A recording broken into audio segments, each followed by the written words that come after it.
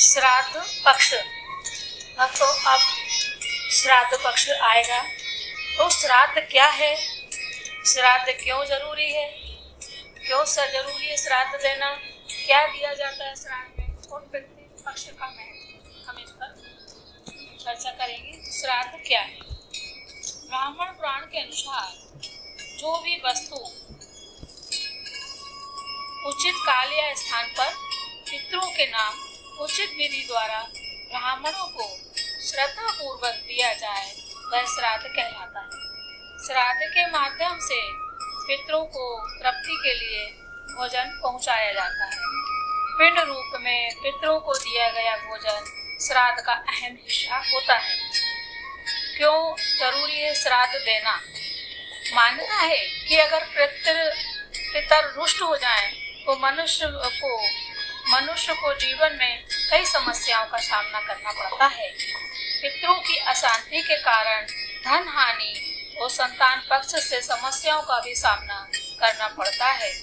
संतानहीनता के मामले में भी ज्योतिषी पितृदोष को अवश्य देखते हैं। ऐसे लोगों को पितृपक्ष के दौरान श्राद्ध अवश्य करना चाहिए। क्या दिया जाता है श्राद्ध में। अब यह प्रश्न आता है कि क्या दिया जाता है श्राद्ध में। श्राद्ध में तिल, चावल, जौ आदि को अधिक महत्व दिया जाता है। साथ ही पुराणों में इस बात का भी जिक्र है कि श्राद्ध का अधिकार केवल योग्य ब्राह्मण को ही है। श्राद्ध में तिल और कुशा का सर्वाधिक महत्व होता है। श्राद्ध में पितरों को अर्पित किए जाने वाले भोज्य पदार्थों को पिंड रूप में अर्पित करना चाहिए। श्राद्ध का अधिकार पुत्र, भाई, पौत्र, प्रपौत्र समेत महिलाओं को भी होता है। ये विद्वान पंडित बताते हैं। पहले यह विवाद था कि महिलाएं तर्पण नहीं करती हैं, किंतु प्रपौत्र समेत महिलाएं भी श्राद्ध कर सकती हैं, तर्पण कर सकती हैं। पितृपक्ष का महत्व। ब्रह्म वैवर्त पुराण के अनुसार देवताओं को प्रसन्न करने से पहले मनुष्य को अपने पितरों यानी कि पूर्वजों को प्रसन्न करना चाहिए। हिंदू ज्योतिष के अनुसार भी पितृदोष को सबसे जटिल कुंडली दोषों में से एक माना जाता है। पितरों की शांति के लिए हर वर्ष भाद्रपद शुक्ल पूर्णिमा से अश्विनी अमावस्या तक के काल को पितृपक्ष श्राद्ध कहते हैं। इन पितृपक्ष श्राद्ध में सभी को श्राद्ध तर्पण करके अपने पितरों को तृप्त करना चाहिए और हमसे हुई भविष्य में जितनी भी गलती है उन सभी के लिए हमें क्षमा मांगना चाहिए।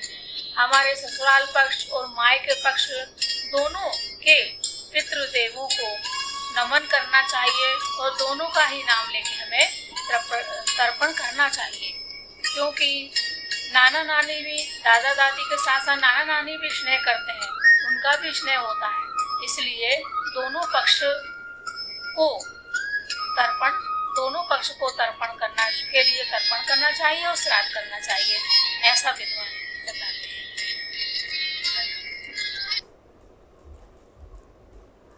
बोलो पितृदेव की जय। जिस प्रकार 7 दिनों में परीक्षित राजा को मृत्यु का श्राप लगा, फिर सुखदेव जी मुनि ने आकर उन्हें कथा सुनाई, जिससे उनका मृत्यु का भय तो समाप्त हुआ ही, साथ में उन्हें सद्गति प्राप्त हुई। 7 दिवस में परीक्षित राजा को मृत्यु का श्राप लगा, लेकिन हम सभी परीक्षित ही तो हैं। हम लोगों की भी 7 दिनों में ही मृत्यु होना है। सोम, मंगल, बुध, गुरु, शुक्र, शनि, रवि अथवा 8वां दिन तो होता ही नहीं है। इसलिए ये 7 दिन जो हमें कथा सुनने को प्राप्त हुए हैं, इन्हीं 7 दिनों में हम अपने पितरों को मोक्ष दिला सकते हैं और स्वयं को मृत्यु के भय से निर्वृत्त कर सकते हैं। राम कथा जीना सिखाती है और भागवत कथा संसार से वैराग दिलाती है और जीवन में अभयत्व प्रदान करती है। तो ये 7 ही दिन हैं जीवन को समझने के, नहीं तो पुनरपि जननम पुनरपि मरणम पुनरपि जननी जठरे शयनम की तरह बार बार संसार में आते रहेंगे, चक्कर लगाते रहेंगे और ये आवागमन के चक्कर लगते रहेंगे। पितरों को मोक्ष देने वाली भागवत कथा एवं पितृ तर्पण अनुष्ठान हम सभी को जरूर करना चाहिए और पूरे श्रद्धा भाव से करना चाहिए। ऐसा करने से पूरे श्रद्धा भाव भक्ति भाव से पितरों के पूजन तर्पण और उन्हें ब्राह्मणों को भोजन करवाने से निर्धारित तिथि जो भी निश्चित तिथि है पूर्वजों के उस तिथि पे भोजन करवाने से आप सभी को हम सभी को बहुत पुण्य प्राप्त होता है और सीधे ही हमारे पितृदोषों से हमें मुक्ति मिलती है और पितृदेव हमारे ऊपर हमारे परिवार के ऊपर आने वाले वंश के ऊपर हमारे कुल पे सभी पे कृपा करते हैं और सभी परेशानियों को दूर करते हैं। बोलो पितृदेव भगवान की जय। विष्णु भगवान। आज हम जानेंगे किन किन तिथियों में श्राद्ध कब की जाती है और किन किन की जाती है। परिवार के किन सदस्यों की जो नहीं रहे उनके लिए। पहला प्रतिपदा। प्रतिपदा जो तिथि है इस तिथि को नाना नानी के श्राद्ध के लिए सही बताया गया है। इस तिथि को श्राद्ध करने से उनकी आत्मा को शांति मिलती है। यदि नाना नानी के परिवार में कोई श्राद्ध करने वाला ना हो और इनकी मृत्यु तिथि याद ना हो तो आप इस दिन उनका श्राद्ध कर सकते हैं। पंचमी श्राद्ध। जिन लोगों की मृत्यु अविवाहित स्थिति में हुई हो, जिनकी भी लोगों की मृत्यु अविवाहित स्थिति में हुई हो उनका श्राद्ध इस तिथि को किया जाना चाहिए। फिर है नवमी तिथि। नवमी तिथि को सौभाग्यवती यानी पति के रहते ही जिनकी मृत्यु हो गई हो उन स्त्रियों का श्राद्ध नवमी को किया जाता है। यह तिथि माता के श्राद्ध के लिए भी उत्तम मानी गई है, इसलिए इसे मातृ नवमी भी कहते हैं। मान्यता है कि इस तिथि पर श्राद्ध कर्म करने से कुल की सभी दिवंगत महिलाओं का श्राद्ध हो जाता है। फिर एकादशी और द्वादशी तिथि। एकादशी में वैष्णव सन्यासी का श्राद्ध करते हैं, अर्थात इस तिथि को उन लोगों को श्राद्ध किए जाने का विधान है जिन्होंने संन्यास लिया हो। यह चतुर्थी। चतुर्थी तिथि। इस तिथि में शस्त्र, आत्महत्या, विष और दुर्घटना यानी जिनकी अकाल मृत्यु हुई हो उनका श्राद्ध किया जाता है, जबकि बच्चों का श्राद्ध कृष्ण पक्ष की त्रयोदशी तिथि को करने के लिए कहते हैं। मानता है कि इस तिथि पर श्राद्ध कर्म करने से कुल की सभी दिवंगत महिलाओं का श्राद्ध हो जाता है।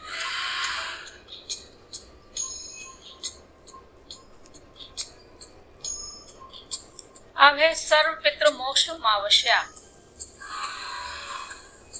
किसी कारण से पितृ पक्ष की अन्य तिथियों पर पितरों का श्राद्ध करने से चूक गए हैं या पितरों की तिथि याद नहीं है तो इस तिथि पर सभी पितरों का श्राद्ध किया जा सकता है। शास्त्र अनुसार इस दिन श्राद्ध करने से कुल के सभी पितरों का श्राद्ध हो जाता है। यही नहीं, जिनका मरने पर संस्कार ना हुआ हो उनका भी अमावस्या तिथि को ही श्राद्ध करना चाहिए। बाकी तो जिनकी जो तिथि हो श्राद्ध पक्ष में उसी तिथि पर श्राद्ध करना चाहिए, यही उचित है। पिंडदान करने के लिए सफेद या पीले वस्त्र ही धारण करें। जो इस प्रकार श्रद्धादि कर्म संपन्न करते हैं वे समस्त मनोरथों को प्राप्त करते हैं और पितृदेवों की आशीर्वाद कृपा प्राप्त करते हैं। जय पितृदेव। आरती पितृदेवों की आरती। आप ही रक्षक, आप ही दाता, आप ही केवल हारे। मैं मूर्ख हूँ, कुछ नहीं जानू, आप ही हो रखवारे। आप ही हो रखवारे। जय जय पितर महाराज मैं शरण पड़ियो हूँ थारी। आप खड़े हैं हर दम हर घड़ी, आप खड़े हैं हर दम हर घड़ी, करने हमारी रखवारी। हम सब जन हैं शरण आपकी, हम सब हैं शरण आपकी, है ये अजर है ये अर्ज गुजारी। जय जय जय पितर महाराज मैं शरण पड़ियो हूँ थारी। देश और परदेश सब जगह, देश और परदेश सब जगह आप ही करो सहाई।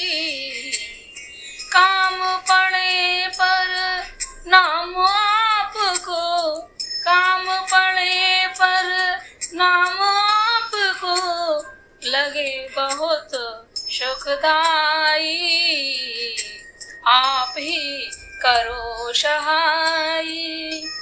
जय जय जय पितर महाराज मैं शरण पड़ियो हूँ थारी। भक्त सभी है शरण आपकी, अपने सहित परिवार, रक्षा करो आप ही सबकी, मेरठों में बारंबार। जय जय जय पितर महाराज मैं शरण पड़ियो हूँ थारी। 14 ने तारी रात जगावा, अमावस धूप लगावा, थोड़ी सेवा करके देवा, कुल को मान बढ़ावा।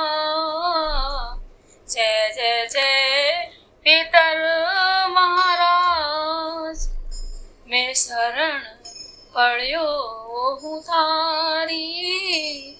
जय जय पितर महाराज मैं शरण पड़ियो हूँ थारी। शरण पड़ियो थारी बाबा, शरण पड़ियो हूँ थारी। जय जय जय पितर महाराज मैं शरण पड़ियो हूँ थारी। जय हो समस्त पितृदेवों की जय हो। मातृ पक्ष और ससुराल पक्ष के सभी पितृदेवों को बार बार प्रणाम, सहस्रार प्रणाम, अनंत बार प्रणाम हो। अभी आपने पितृ पक्ष के में पढ़ने वाले पितृदेव की कथा सुनी, आरती सुनी, वंदन। इस प्रकार से किन किन तिथियों में कब कब श्राद्ध किया जाता है, क्या महत्व है, आरती है, ये सब इस कथा में मेरे द्वारा बताया गया है। इसके अलावा आप जो भी पंडित आपके आते हैं आप उनकी भी सुने, उनकी सुने जो वो बताते हैं उस प्रकार से आप करें, जिसमें आपको संतुष्टि होती है उस प्रकार से करें, जो तरीके आपको लगते हैं उस प्रकार से आप करें। और मेरे लिए अगर कोई सुधार या कोई और दूसरे अध्याय पे मुझे कुछ लेख लिखना हो या कुछ में मुझे कहानी बनाना हो तो आप मुझे ज़रूर कमेंट्स बॉक्स में करें। दिनकर @दिनकर 1008 मेरे चैनल को लाइक करें, सब्सक्राइब करें। धन्यवाद, बहुत बहुत धन्यवाद।